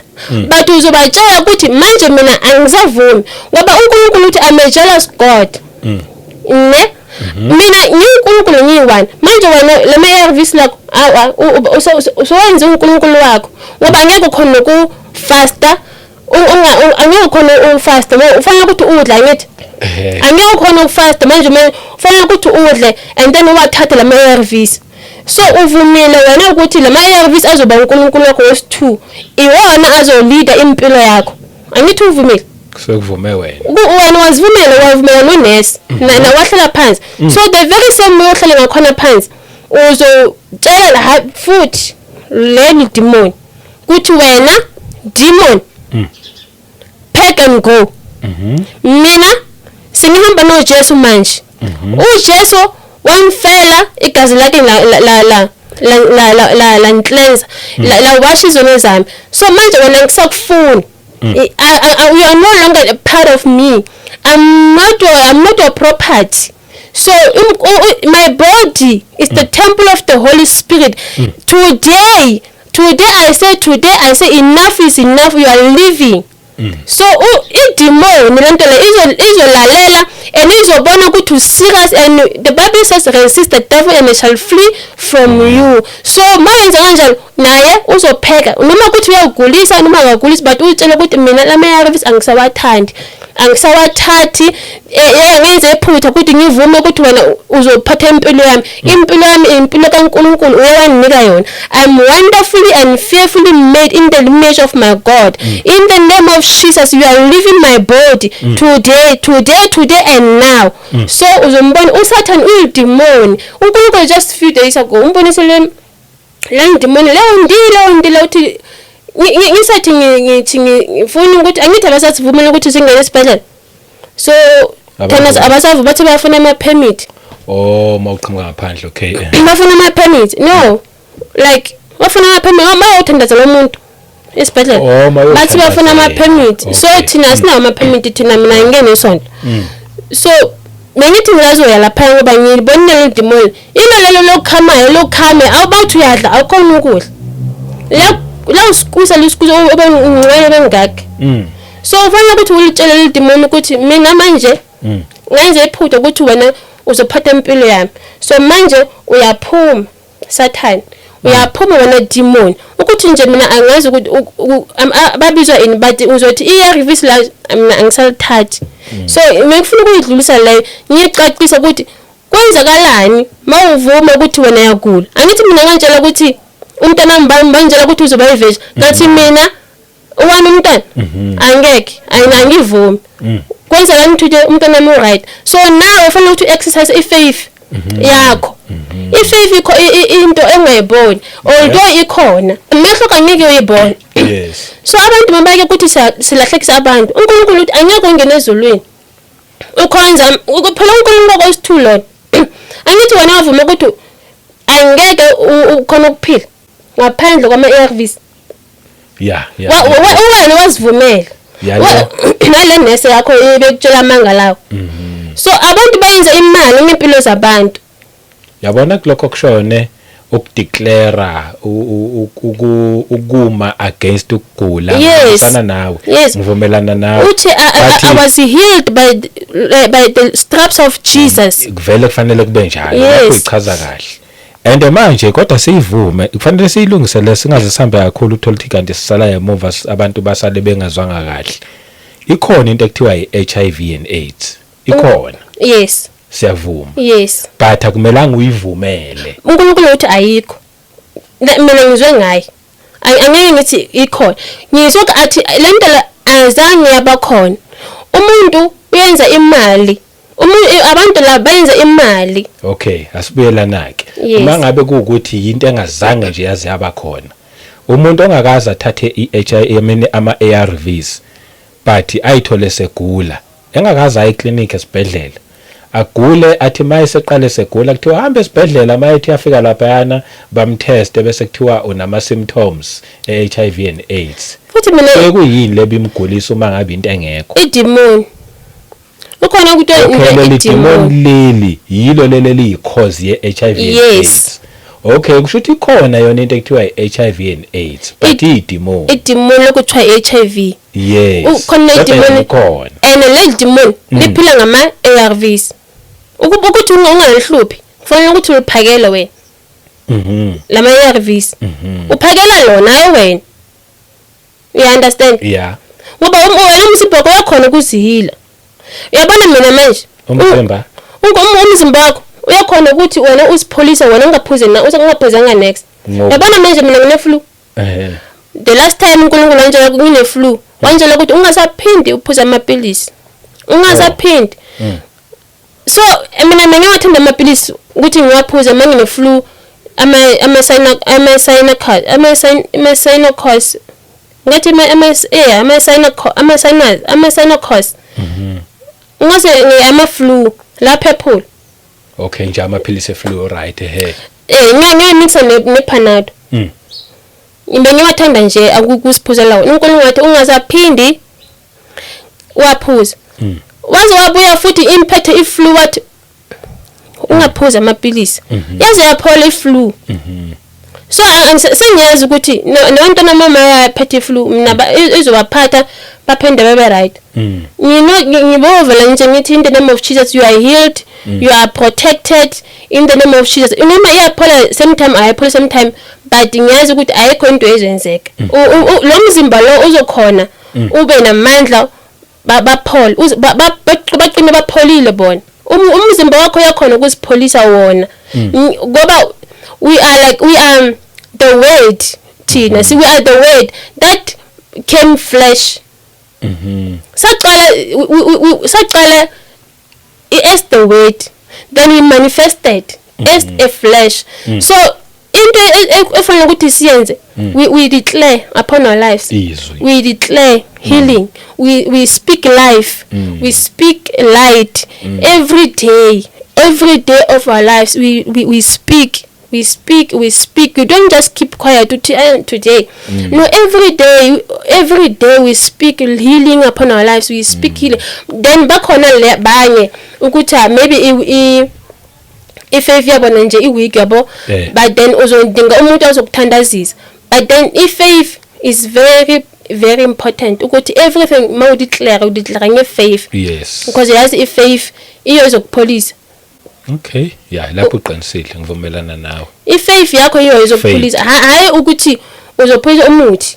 Wena umuthi ingqondo yakho already is there ukuthi mangiphuza la ngizophola. Angithi bakutshela kanjalo ukuthi makaphuza umuthi so ingqondo baphole vele. Ingqondo yakho sesevumelene nalomuthi ukuthi vele nizophu. But then that is not even the case. The case ukuthi if faith yakho iyo epholisa umuntu. So uNkulunkulu akabonisa ukuthi amazangoma namadoctor into eyi-1. Amazangoma namadoctor. Yes, ukuthi nje difference i-language.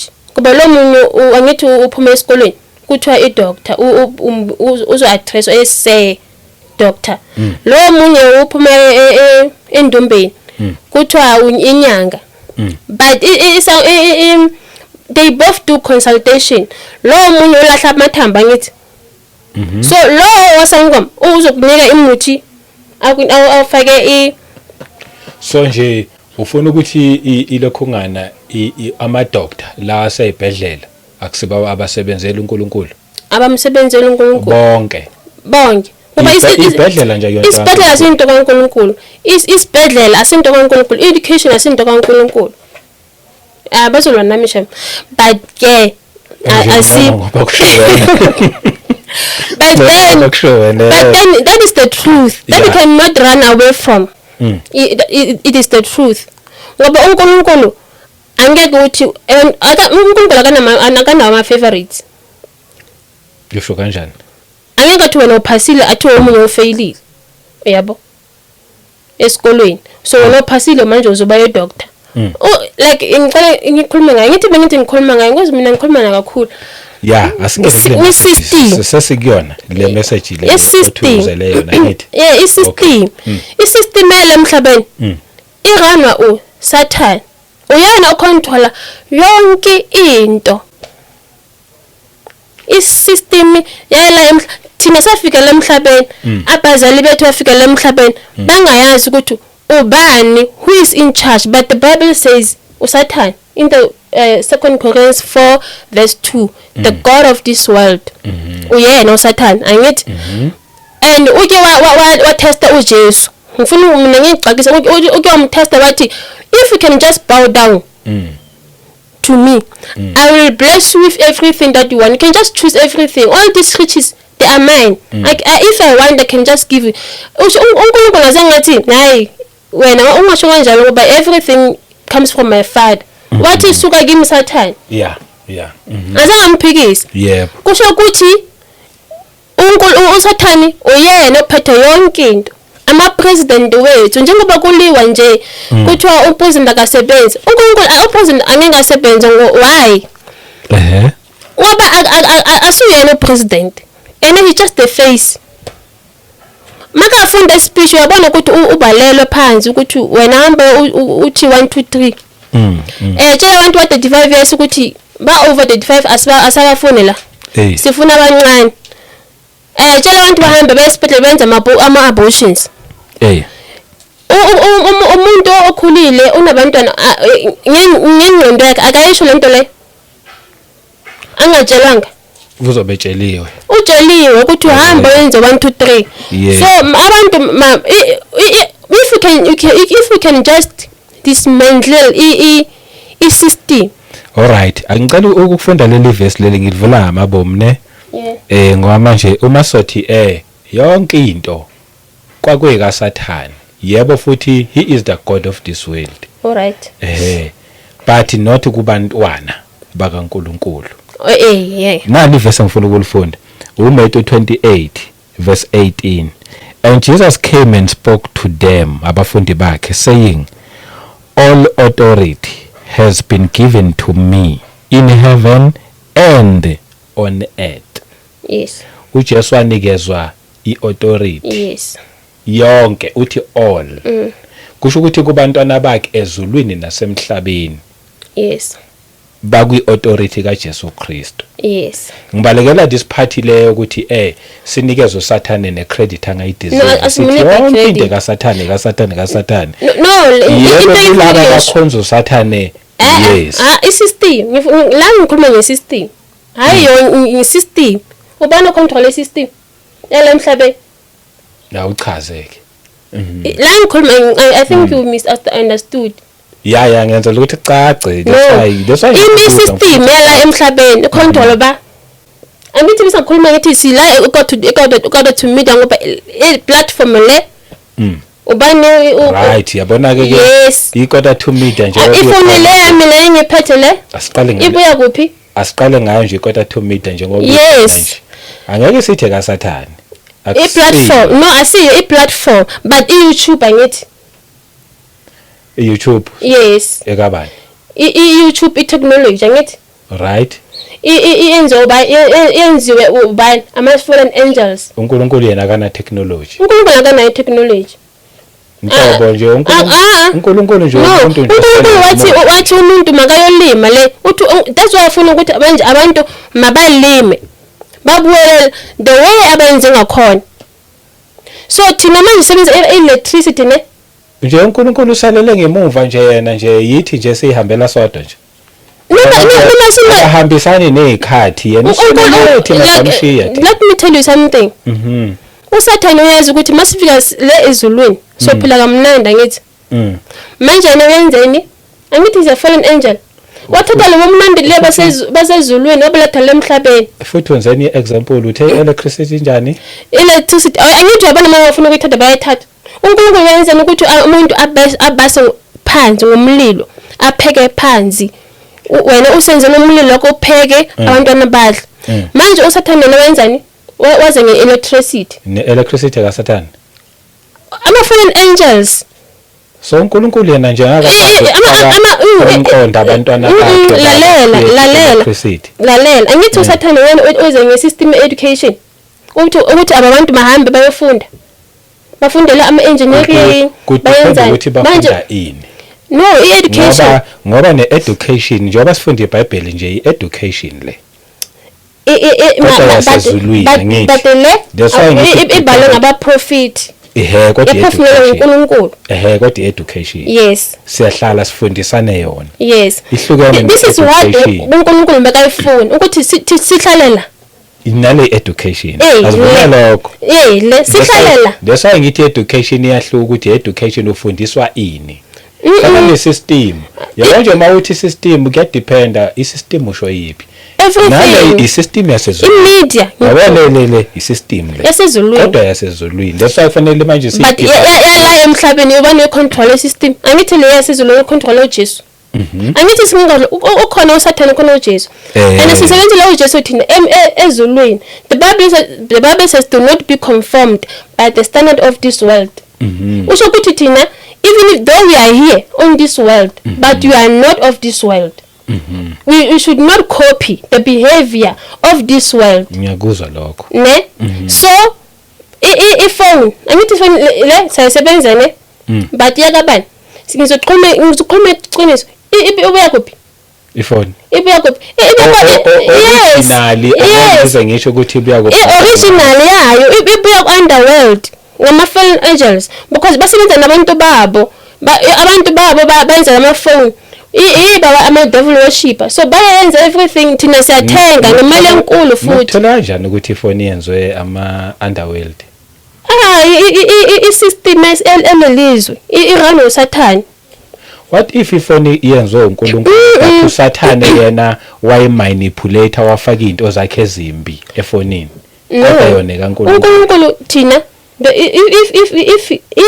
if it was up to God ne besisohlala sifundelane ama stories la sifundelane sifundisa abantwana ama stories the way sikhule ngakhona thina sifunda iBhayibheli si Sunday school si repeat ama verse yabo manje angeke sayenze lento lo umntwana wakho ohlala aglued la phone ithi singabhekisana kakhulu iza futhi sesoqedile ngemessage okuyona izele namanje ngibuka isikhathi yeah so uNkulunkulu ufuna ukuthi sibe self sufficient sibole esikhathini ngiyasaphilisa vele ungene kuyo nje uzuzwe yes sibole lapha kuba i-severe famine is coming and akafuni ukuthi manje ngoba angithi singabantwana kaNkulunkulu ngizwe abantu bathi thina sifundisa abantu imfundiso zamadimoni bathi uApostle Paul wakhuluma but mina ngifuna ukusho ukuthi uNkulunkulu uke wayenza ngifuna ukubuza ukuthi if abantu bazothuka kanjalo uNkulunkulu uke wathi abantu mabaphuze idragon iphuma kuye uNkulunkulu lento le uNkulunkulu uke wayenza imonster in a drink uNkulunkulu uthi yenza le chicken le esidlayo inemijovo ina yonke into like is so poisonous uNkulunkulu uthi masiphume kuyi like sizenzele ezethu like ama chicken wethu like la original kudliwe ona so kunokudla ukuthi umntwana kaNkulunkulu angeke akudla ngoba last time ngiceda ukushumela lapha emgqaqweni ngene e-shop ngithi ngiyathenga ngithola amazimba abalwe ghost ungawadla wena amazimba abalwe ghost mina ngeke mina ungeke udla ngoba so why uthi umuntu idlani yonke into ungeke udle yonke into umntwana kaNkulunkulu angeke so uNkulunkulu ufuna ukuthi thina sisenzele uwethu ukudla ukuthi mase ifamily mesefikile singabhalekeli eEgypt njengabantwana base-Israel bayenza so ufuna ukuthi abantu abantwana bakhe mabe independent siyekele le chicken le esithengayo inemijovo is very poisonous iyawudla kancane angeke ubone wena and uSathane uyayifunde eBhayibheli bazalwane futhi uyayazi and futhi uyazi ukuthi abazalwane bazokhutha ama scripture but hayi uNkulunkulu wathi everything is blessed by him uNkulunkulu azange yenze idragon in a string azange yenze uNkulunkulu utshwala brutal fruit so angeke udla yonke into lama snacks la ama sweet ukhona ama sweet abantwana abathandayo and lama sweet abulala abantu bangaboni bathi ama snakes uNkulunkulu azange wayenza lezo zinto lezo so uNkulunkulu uthi buyelani ku original place yenu emina enindale ngayo kuba manje sesingenelele kakhulu entweni ezalelizwe so uNkulunkulu ufuna ukuthi masibuyele ngoba ifamani mazofika angeke sikhone ukubela emuva so I saw abantu baba excited bajabulela iMark of the Beast so uNkulunkulu uthi uyabona iMark of the Beast isefikile so abantu bathi bona bazojabula ukuthi ufika uthi ufake izandla abayazi kunto lento is very dangerous and mase uyifakile like you have already sold your soul to the devil so be careful bazalwane isikhathi sami sesiphelile so iyona message befuna kuyidlulisa ukuthi iMark of the Beast isefikile severe famine is coming uNkulunkulu uthi uzojudge umhlaba so angazi ukuthi la South Africa umbonisile ukuthi from the month of September people should be prayerful even if you don't know how to pray but zama ukuthi nje ulibise egama lakhe ukuthi ube safe abantwana bakho babe safe endlini ifuna abantwana ifamily ngoba manje ukuso ama floods azoba very severe so azazi ukuthi kuzoyenzakalani ngoba the wrath of God is upon the world and everyone is going to face it everyone so for you to escape the wrath of God is by prayer and obedience obey God. Do not even try to quote any scripture. Yes, the Bible says do not despise the prophecies, but test every spirit. You need to test by that. But again, pray and fast. This is the time, and you don't have any other time. We have only now. Rapture is not going to happen, but what is going to happen? You are going to see the judgment of God upon you. So try to escape it. Try to escape the judgment of God. Susani inwele nama makeup eka ukubuza ukuthi uNkulunkulu uthini nge makeup uthini ngenwele, uthini ngewatwat. If uNkulunkulu uthi akafuni makeup akayifuni, if uNkulunkulu akafuni abantu besifazane baxoxa amabhuluku akafuni, if uthi ningafake ama high heels akafuni. So do not copy someone. If ubona ukuthi umuntu omunye yena rebellious akafuni ukuyeka, wena enza into right izoba right for isoul yakho, because at the end of the day salvation is very personal. Angeke ukope umuntu. Salvation is very personal, and uNkulunkulu, the Holy Spirit is here. The prophet Joel prophesied that in the latter days I shall pour out my spirit upon all the flesh, everyone shall prophesy. Even the kids today are prophesying. So a child cannot lie. A 5-year-old child cannot lie ukuthi uNkulunkulu akayifuni makeup, uNkulunkulu akafuni this. So do not listen abantu abavela kuma podcast bathi wonke umuntu angeke prophesy. We are in the days where prophet Joel prophesied. Holy Spirit is here. Ufuna i-1-on-1 nawe, ufuna i-1-on-1, and akafuni ukuthi wena urely kumuntu. Ufuna manje wena ngoba wakhuluma no Samaritan woman. What a time is coming where it does not matter where you worship God from. What in your house you can still worship God. You don't have to run to every church. The time to do church is over. Now it is the time that you do Christ. He wants his children. He wants to have 1-on-1 with you. So stop. Nika say amasonto. UNkulunkulu akasawafuna amasonto. Vele uthi akasawafuna amasonto. Mina wantshela ngibalile phansi kule book yami lekudala. So le inch. So ukhulumile wathi akasawafuna amasonto. Because amasonto lawa they are registered under the system of this world, and abafundisi laba baqambene amagama. Wathi yena kaze angathumela umuntu ukuthi umuntu abule sonto. Uthi yena uthi hambani yoshumayela, hambani abantu bamasindiswa, hambani yobaptize. So thina we are like the John Baptist, we are shouting in the wilderness ukuthi prepare the way, because the time of the end time is here. So the end time is near. The kingdom of God is about to come. So you need to we are preparing the way for you. So we are here to shout, to say, fix your ways with God. Fix your ways with God. We don't have time. We cannot run to church every day. uNkulunkulu akaseke uthi yena wasuka kudala esontweni, wasuka kudala. Ufuna manje ukuba intimate nabantwana bakhe.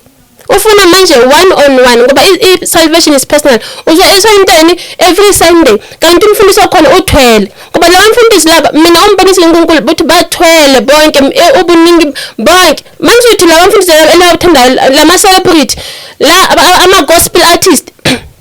uNkulunkulu ombonisa bona babaningi angeke nokuthi ngikhulume ngabo.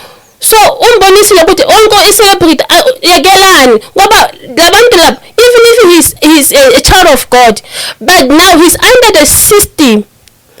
I-system yalelizwe leli econtrol uSathane, imedia yonke. Angeke u-escape.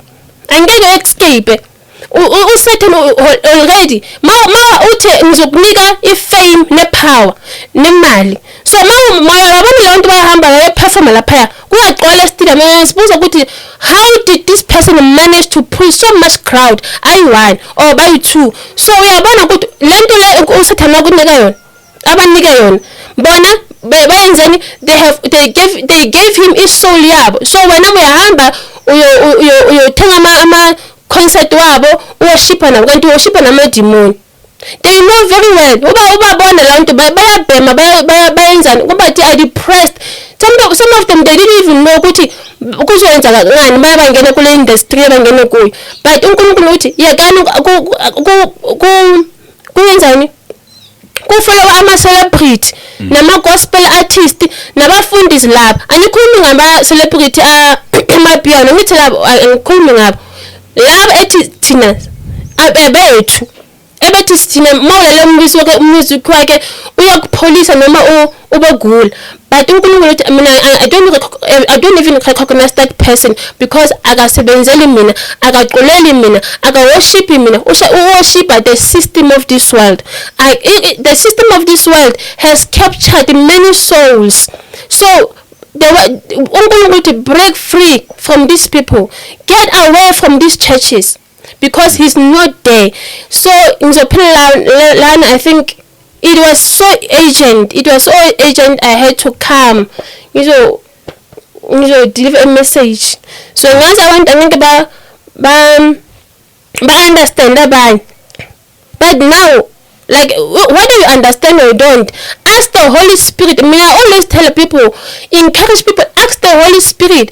Like, have, like, one-on-one naye ukhuluma uNkulunkulu akakwatelanga muntu.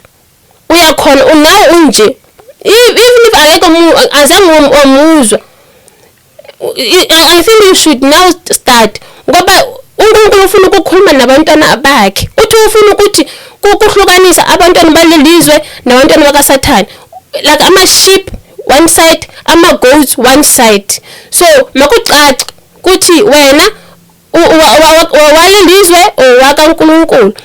Angeke uthi uyamthanda uNkulunkulu but ufake insipho esifake. That time you are raising your hands towards heaven, you are worshiping God. Ngale nto ezifake. So you need to now make a decision, like a drastic decision, ukuthi uyayeka noma uyaqhubeka ngale nto zakho. So uNkulunkulu manje ufuna ukuthi abantwana bakhe bayazi ukuthi uyena wadala umhlaba nalelizwe lesiphila kuyo. So angeke umudumise ngale nsipho ngale amanelisi wakho afake, but akunike awakhe. So kusho ukuthi wena wamkhokada ngale nto yenzayo. Mawuqeda uyahamba uquote iscript. So uthi scripture mathi sithi hey but uthi ubangakhulumi nathi bangakhuluma nabantwana baseLeviticus. No, uNkulunkulu akakhuluma wonke umuntu. Uthi the word, his word shall never pass away. This word shall remain until this world passes away. And as long as this world is still like this, his word remains like that or like this, in the name of Jesus. Ngiyakuthanda bazalwane. Yebo. Ngiyakuthanda. Hayi cha siyabonga, ngithangiyeke nje ukhulume uzuyidlulisa yonke message ngakuphazamisa uzoqeda. Ngiyabonga. Siyabonga kakhulu. Ngiyabonga. Mhlambe ubukhona buku? Ngiyabonga. Oh okay. Ngithi ngikhuluma kakhulu. Hayi khulileka. Mhlambe bafuna ukukuthinta, bakuthinta kuphi? Yo. For more info. Because khona bazofuna vele ukukuthinta. Mhlawumbe abanye bazobe befuna ama-advice, mhlawumbe imkhuleko, I don't know. Yazi into mina okay fine. Into ngiyenza. Kodwa mangabe ukuthi awufuni futhi fine nje. Mhlawumbe ubuzo deliver message just okwamanje awukabi ready ukuthi abantu bangakuthinta. Nalapho kusase right. Like if ufuna advice or umthandazo, but mina angisuyena umuntu lo ama WhatsApp lo ozo vula iWhatsApp group athi siyasizana lana leyo ana angiyenzi. But if uzonithinta nje maybe ufuna usizo, maybe ufuna umthandazo we-advice, yeah lapho, but angisiyena umuntu ama WhatsApp and angisiyena umuntu ohlala efonini. So yes, iWhatsApp nje into enhlula kabi. So like ungamfonela ngeWhatsApp but don't share message ngizobhela kuwe. If ufuna umthandazo mina into engifuna engithandayo mina ukuthandazela abantu. Ukushaka izwi nabantu abaningi nje igroup nginayo, like ngiyajoinela ama few WhatsApp groups but angisiyona umuntu ohlala athanda ama WhatsApp, angiwathandi. Okay, so if ufuna umthandazo nje uyi-advice 078 49 55 087. Awuphinde futhi 078 yes 49 55 087. Ngami lami nguSusan. Okay. Yes, ngihlala eKagiso, Nkosi yami Kagiso. So if ukhona abantu basekagiso, mina I do evangelism. So ngifuna abantu bazonjoyina, angifuni umuntu wena ohlala ufuna umthandazo njalo. Like njoyine so hamba so evangelize. Oh. Yes. Okay. Hayi cha kulungile kuyezwakala. Siyabonga kakhulu nje. Yeah. Ngiyabonga, Igcine kubusisi kwandisele. Hayi bengithi ngiyabonga nje maybe ukunika isikhathi angazi ukuthi nekuthini nje. Bengithi yes. Ibe ngesizathu khona uzoba free kahle. Yeah. Like nane ngimotho gata go like I visualize. So like nkarata if ever to ka join. Like if you could go like wa to join like visualize nami yeah. Yes. Okay. Wow. If we're not available ubatla mthandazo, then if you are not far yeah na ke mind go tla ko wena ke tlo rapela lwena. Yes I can mind. Hayi cha kulungile. Siyabonga kakhulu bazalwane sayibonga Nkosi njengakamthatha uJesu abe Nkosi nomsindisi okuphila kwakhe ongayivaleli ngaphandle ithuba lisasekhona mawusaphila hayi ithuba nje lisasekhona impela. Thatha uJesu umconfess ngomlomo wakho uthi uJesu Kristu inkosi.